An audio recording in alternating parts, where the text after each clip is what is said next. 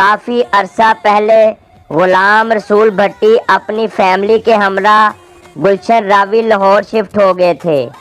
ان کا پراپرٹی کا بزنس تھا اور محکمہ پولیس سمیت دوسرے محکموں میں ان کی اچھی اپروچ تھی۔ علاقے کے غریب لوگوں کا ساتھ دیتے تھے اور ان کے مسائل حل کرانے کے لیے خود ان کے ساتھ کورٹ کچہری اور تھانے وغیرہ جایا کرتے تھے۔ ان وجوہات کی وجہ سے علاقے میں کافی ہر دل عزیز تھے۔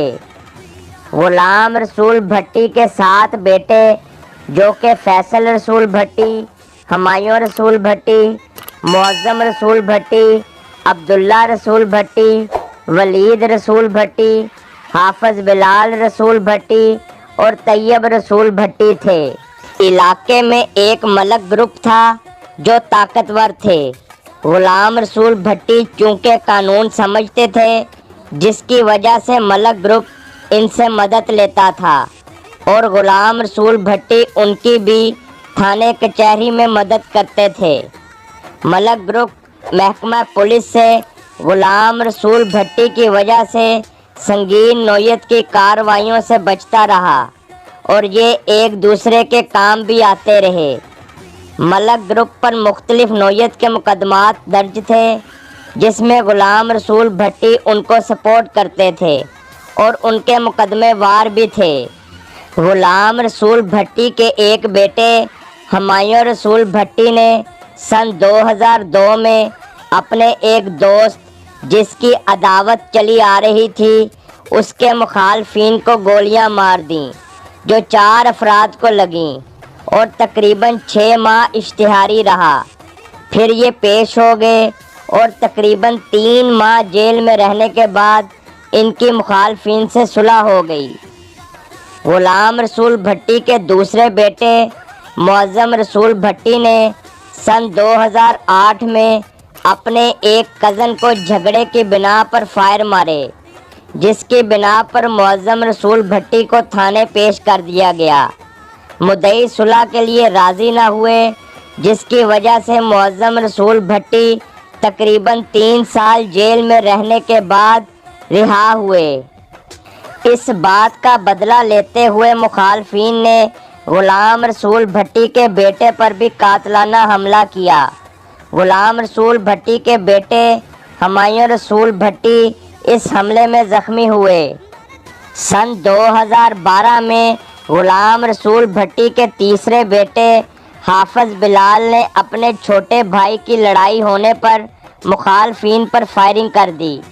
یہاں سے حافظ بلال جرائم کی دنیا میں داخل ہوا اور یہ سلسلہ چلتا رہا۔ حافظ بلال پر مختلف نوعیت کے پرچوں کی تعداد بڑھتی چلی گئی۔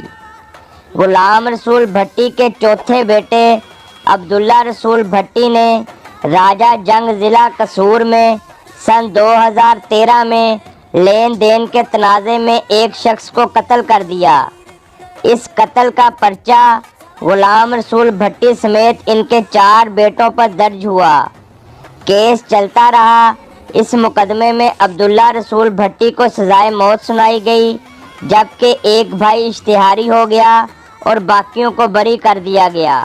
سن 2016 میں حافظ بلال نے راجہ جنگ ضلع قصور میں مخالفین کے 4 افراد کو قتل کر دیا۔ ان 4 افراد کے قتل کا مقدمہ حافظ بلال پر درج ہوا اور اسے گرفتار کر کے جیل بھیج دیا گیا۔ کچھ عرصے بعد اثر و رسوخ کی بنا پر حافظ بلال جیل سے آ گیا اور مختلف گروپوں سے لڑائی جھگڑوں کا سلسلہ جاری رہا۔ اس کے بعد حافظ بلال نے علاقے کی کیبل پر قبضہ کر لیا اور علاقے میں لوگوں کی کیبل کی تاریں کاٹ دیں۔ اس وقوعے کا پرچہ بھی حافظ بلال پر درج کیا گیا۔ حافظ بلال نے سن 2018 میں ملک گروپ کے کہنے پر ڈار گروپ پر فائرنگ کی، جس میں 2 افراد کو گولیاں لگیں، جس سے اس پر مقدمات کی تعداد بڑھتی رہی۔ اسی طرح شیرا کوٹ کے بلوچ لڑکے کو مخالفت کی وجہ سے قتل کرانے پر حافظ بلال پر ایک مزید 302 کا پرچہ درج ہوا۔ جیسے جیسے حافظ بلال کی شہرت بڑھتی گئی اس کی مختلف گروپوں سے مخالفتیں بھی زیادہ ہو گئیں۔ حافظ بلال کے ایک دوست کو بھٹی گروپ نے فائر مارے، جس کا بدلہ لینے کے لیے حافظ بلال نے ساتھیوں کے ہمراہ کیمپ جیل کے پاس مخالفین کی گاڑی پر حملہ کیا، جس میں 5 افراد کو گولیاں لگیں اور ایک بندہ قتل ہو گیا۔ اس وقوعے کا پرچہ بھی حافظ بلال پر درج ہوا اور وہ کافی پہلے پرچوں میں بھی اشتہاری تھا۔ سن 2019 میں ملک گروپ نے مخالفین کے ساتھ مل کر حافظ بلال کو قتل کرا دیا اور حافظ بلال کے 40ویں والے دن غلام رسول بھٹی جو کہ حافظ بلال کے والد تھے ان کو بھی قتل کر دیا گیا۔ یہ دشمنی ابھی جاری ہے۔ میری اللہ تعالیٰ سے دعا ہے کہ اللہ تعالیٰ تمام مرحومین کی مغفرت فرمائے اور یہ دشمنی ختم ہو جائے، تمام لوگ امن و سکون سے رہیں اور یہ قتل و غارت ختم ہو۔ اللہ تعالیٰ ہم سب کو نیکی کی ہدایت اور برے کاموں سے بچائے، آمین۔ جرم کی دنیا ایک ایسی دلدل ہے جس میں انسان دھنستا ہی چلا جاتا ہے اور دنیا کے ساتھ ساتھ اپنی آخرت بھی خراب کرتا ہے۔ جرم کی دنیا میں آ کر نہ صرف وہ خود ذلیل و خوار ہوتا ہے بلکہ اپنے گھر والوں کو بھی